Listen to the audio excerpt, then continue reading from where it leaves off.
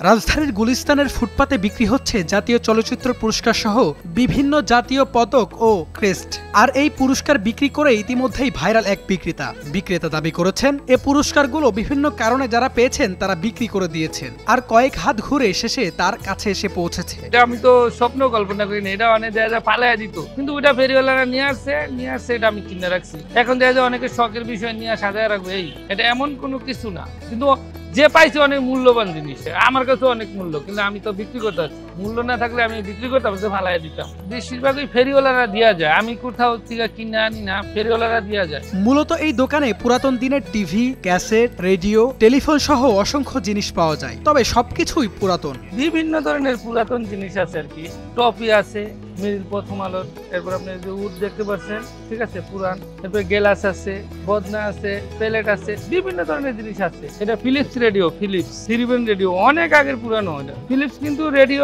বর্তমানে নাই, কিন্তু অনেক আগের পুরানো। যদি কেউ চায় নিতে পারবো নষ্ট হিসাবে, একদম পুরানো, অনেক আগের। সাদা কালো টিভি, এটা চালু আছে, হ্যাঁ, এটা অনেক আগের রেডিও, এটা অনেক পুরাতন। এটা Surf company, Surf Japanese, made in Japanese লেখাই আছে একবারে, ঠিক আছে।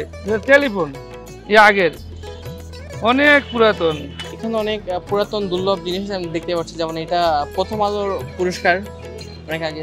দেখে আমি খুবই অবাক হলাম যে এখানে এগুলো পাওয়া যাচ্ছে। এই বাচ্চারা এই যে এটা দেখছে, আমার হাজবেন্ড ওইটা দেখছে, মানে ভালোই লাগে আর কি, মানে অনেক আগের মডেল, খুব সুন্দর। গুলিস্তানে মাওলানা ভাসানী স্টেডিয়ামের 2 নম্বর গেটে গেলে দেখা যায় ফিরোজের দোকান। সেখানে গুছিয়ে সাজিয়ে রাখা হয়েছে জাতীয় চলচ্চিত্র পুরস্কার সহ কাঁসা পিতলের অনেক পুরাতন সব জিনিস।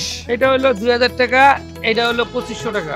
এটা তো অনেক আগের, এগুলো হিসাব করলে তো না, কারণ এটা তো অনেক ফালানো জিনিস, ফালায় দিতেন, ওইটা আমি বিক্রি করতেছি হিসাব করতে গেলে। এটা ভাঙা গেছে কেনা, গড়ি কয়, গড়ি, ঠিক আছে, অনেক পুরাতন গড়ি, ঠিক আছে। এগুলো কোনো ট্যাপ খাবে না, অরিজিনাল কাঁসা, বাড়ি দিলে সন করে উঠবো, দেখতে আছে। এগুলোর বয়স হবো 50-60 বছর, কম না, অরিজিনাল কাঁসা। এটা পলিশ করা হয়েছে, ঠিক আছে, পরিষ্কার করা হয়েছে আর কি। আমার বাম হাতে আছে, এটা কিন্তু এরকমই কালো ছিল, এটা পরিষ্কার করছি আমি নিজে গৈসা। জগটা আছে দেখছেন, অনেক পুরানা, এগুলা অনেকে দেখেই নেই। পিতলের জগ যে আছে অনেকে দেখেই নেই, অনেক পুরানো জিনিস। বিভিন্ন জায়গা থেকে ফেরিওয়ালারা এসব জিনিস সংগ্রহ করে বিক্রি করে যায় ফিরোজের কাছে। তারপর তিনি সেগুলো ঘষে মেজে পরিষ্কার করে রূপ দেন প্রায় নতুন রূপে। আমরা যদি দেখি দেখেন তিনি 165 করেছিল। পুরাতন দিনের এসব জিনিস দেশের বিভিন্ন জায়গা থেকে কিনতে আসেন শৌখিন মানুষ।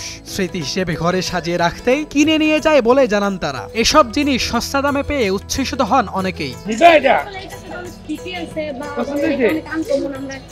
HM Imran Hossain, news 24, Dhaka.